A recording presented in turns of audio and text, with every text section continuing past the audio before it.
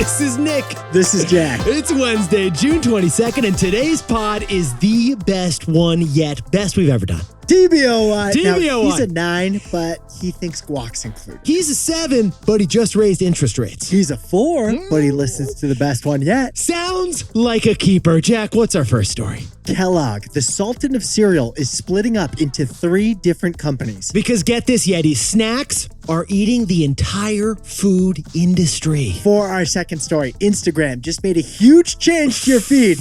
It'll now look and feel exactly like TikTok. Jack, hath we just seen the ultimate zucking? It doth have been proclaimed. Yes, it hath. For our third and final story, Chanel just opened up a store so exclusive, you can't get in without a ticket. The new era of VIP is VVIP. But Yetis, besties, before we hit that wonderful mix. Honestly, the perfect mix for a Wednesday, Jack. Last week, we informed you that Coca-Cola sales have been slowing for quite a while. But wait, Jack and we got your back. There is hope. A new healthy Coke has gone viral. But one problem with the new Healthy Coke. Healthy Coke isn't owned at all by Coca-Cola. No, Healthy Coke, it is a TikTok trend with 7 million views that has nothing to do with the real Coca-Cola company. I've tried it. There's only 2 ingredients for Healthy Coke now. So Jack and I jumped in T-Boy style. It's 1 part seltzer, 1 part balsamic vinegar. But there's one other part required, Nick, and that is imagination. You have to believe in Healthy Coke for it to exist. Because Healthy Coke, it makes you smell like a tossed salad afterwards. Yeah, we tried it visually. This looks like it's straight out of a classic Coca-Cola factory. That's good. Yeah, I'll take a Healthy Coke really light on the balsamic vinegar, please. Taste-wise, it's like a kombucha mated with a root beer out in the wild. Now, a TikTok influencer named Mandy Jones is credited with first posting the now viral Healthy Coca-Cola recipe. And now Healthy Coke has more views on TikTok than Coca-Cola the company does. But Mandy Jones got the idea and the recipe from her Pilates instructor. Because nothing is more LA than a Healthy Coke recipe.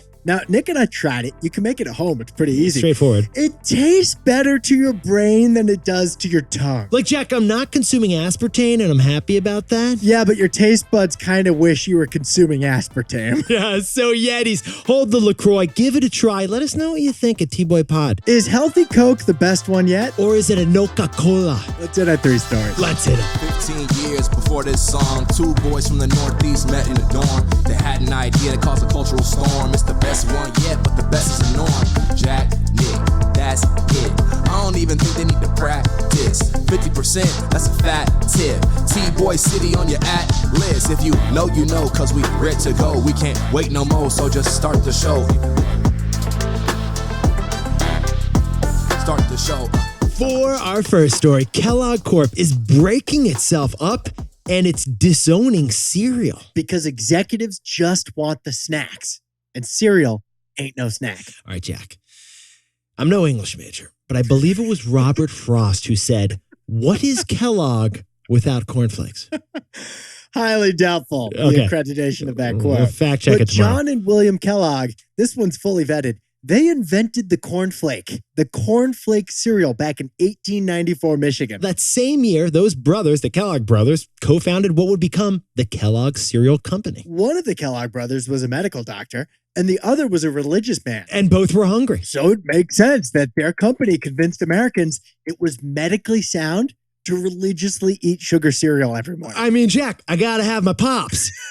Yeah, this company, Kellogg, is behind Frosted Flakes, Fruit Loops, Frosted Mini Wheats, Rice Krispie Treats, Apple Jacks. They made you cuckoo for Cocoa Puffs, Jack. Wait, I don't think they did. Can I get a Cookie Crisp? Can I get a Cookie Crisp? It was General Mills, but Cookie Crisp. So, Yetis, you may not love Raisin Bran, but Kellogg, they loved cereal. But after 128 years of overparenting, Kellogg just announced they're disowning cereal. Sit down, stand up, and sit back down again. Kellogg's identity. Kellogg's just said that cereal is not part of their own balanced breakfast anymore. This is like Voldemort disowning evil. Okay, I was curious where you were going with that. The Kellogg Company, in the meantime, is literally spinning off its 2 underperforming businesses, and one of those underperforming businesses is cereal. That's right. Soon, the North American cereal business of Kellogg and the plant-based meat business of Kellogg will become separate publicly traded companies not called Kellogg. Okay, so Jack, what's going to remain when we've just got a new Kellogg with two other Kellogg's? This core Kellogg business, which isn't going to have cereal. Yetis, Jack and I are looking at this. It's actually kind of a cruel situation. Here's the cruel part. The new, smaller cereal company, which is going to be set off on its own, it doesn't even have the rights to use the Kellogg name brand. Get this. The new Kellogg cereal company will have to license the name Kellogg from their old parent company, which just disowned it. It's like getting kicked out of the house and then still having to ask your dad if you can grab something from the fridge every day. It's like getting kicked out of the house and then your dad saying, you can't use my last name anymore, Jack.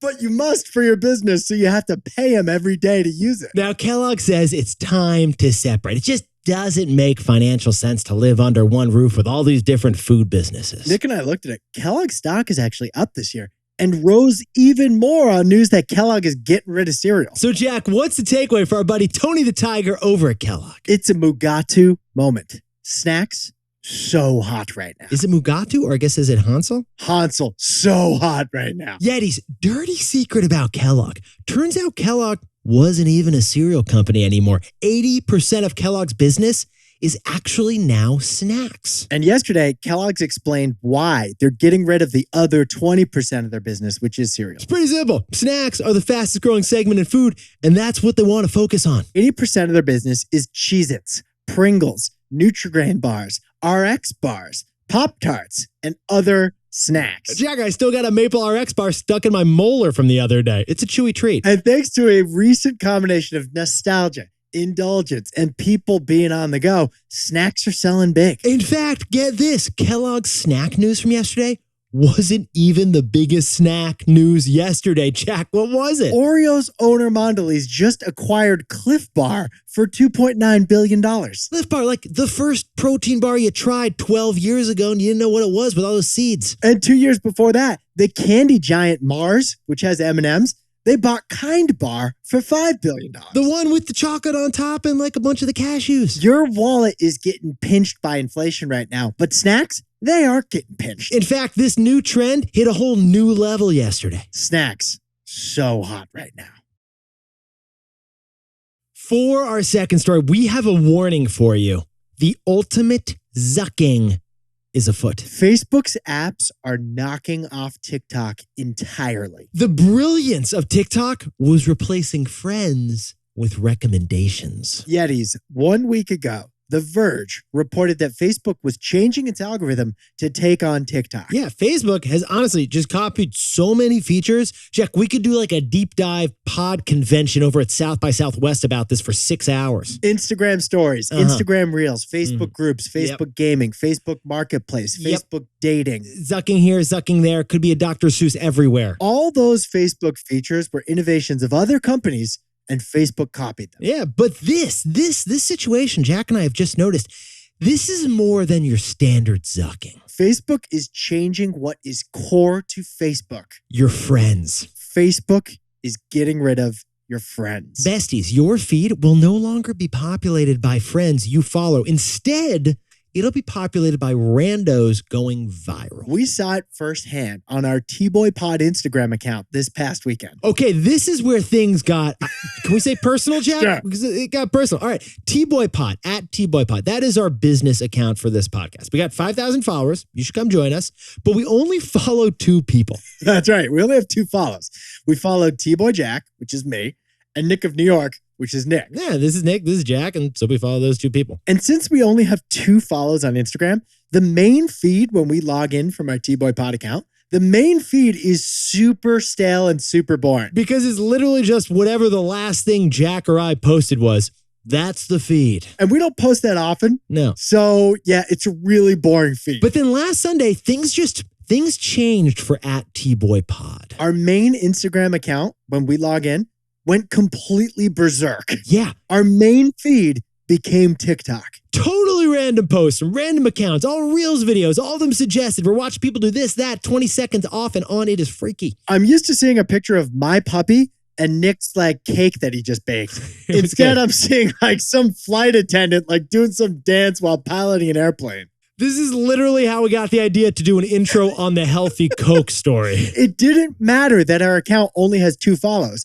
Our algorithm made our feed go nuts with dance and travel videos and the other stuff you see on TikTok. Our Instagram was videos, not posts, and it was begging for us to swipe up TikTok style. It was reported last week by The Verge that Facebook was zucking TikTok. Yeah, well, we just experienced it in real life. So, Jack, what's the takeaway for our buddies over at Facebook? Facebook invented the social feed. TikTok redefined it. Yetis, the most innovative thing Facebook has ever created? It was Facebook in 2004. It was almost 20 years ago. It was Zuck's idea from the dorm room, a social feed filled with things that your friends post. But here's the problem. Facebook is slowing down in developed markets. Facebook is dying, and even the Instagram feed that Facebook acquired, even that is shrinking because of TikTok. And a key reason for this? TikTok redefined the social feed with their For You tab. The For You tab. The For You tab on TikTok doesn't care who you follow or who your friends are whatsoever. TikTok redefined the social feed to be about virality, not about your friends. And that app, TikTok, it's the most downloaded app. What is it, 3 years running now? At least, let's round it. It's clear that the world prefers TikTok's version of social media, not Facebook's friend-centric one. So Facebook is doing what Zuck does best, copying TikTok entirely. It's the ultimate zucking. Now, a word from our sponsor, Robinhood. Okay, so Jack and I got into the news business with our previous company, Markets Next. Our goal was basically to democratize financial news for our generation. Cut the jargon, talk about the profit puppies. So when we first connected with Robinhood, there was a chemistry there. We were doing for financial news what Robinhood was doing for the financial system. Robinhood was democratizing finance for all, and it started by eliminating trading commissions and building a beautiful app. Remember, we had the same color green, so... The green was destiny. Destiny, absolutely. So we sold Market Snacks to Robinhood, and we launched Robinhood Snacks. The equivalent of proposing, getting married, and building a family together in just 3 years. Much more to come on why we're thrilled that Robinhood is our exclusive sponsor. If you're not investing in Robinhood yet, to get started, you can go to Robinhood.com/TBoy and choose a free stock. That's Robinhood.com/TBOY. Certain limitations apply. For a list of other fees, view the fee schedule at rbnhd.co/fees. All investments involve risk. Robinhood Financial LLC, member SIPC. By the way, Robinhood no longer affiliated with us or the podcast. For our third and final story for the 4-day week, Chanel is enjoying record luxury VIP sales, but there is growing concern about a recession. So here's Chanel's plan. All right. VVIP. VVIP. VVIP. Very, very important. Yetis, you already know that prices are up. Jack, the price of everything's up. Except for this pod, the prices of everything are up. True, the price of this pod's still free, but the price of the most expensive things, that's up the most of all. I mean, can you talk to us about Chanel handbags, please? Whip it up on the whiteboard. A Chanel handbag, which full disclosure, I've never touched. They're up 71% in price since before the pandemic. Well, now I feel awkward that I have touched one, but in the meantime, Chanel handbags have passed $10,000 in some cases. A maxi flat bag with a lambskin crossbody strap was $6,000 before the pandemic. Now it'll cost you $11,000. But here's the best part, Yetis. All of that hasn't stopped people from buying them. Chanel sales are up 50% during the pandemic, and profits have tripled. Like Jack, our old business school professors used to say, there is a willingness to pay. When it comes to Chanel handbags, there's an eagerness to pay among wealthy shoppers. So here's what Jack and I found so fascinating about this situation. The music is ending. The economy is slowing. A recession isn't here, but a lot of people think a recession could be coming. Yeah, so here's Chanel's defense plan. Go more luxury. Chanel is doubling down on more costlier, more expensive things. This isn't VIP. This is VVIP, we're thinking. VVIP. Throw in an extra V. It's going to cost you more. There is a new store concept for Chanel that's opening first in Asia.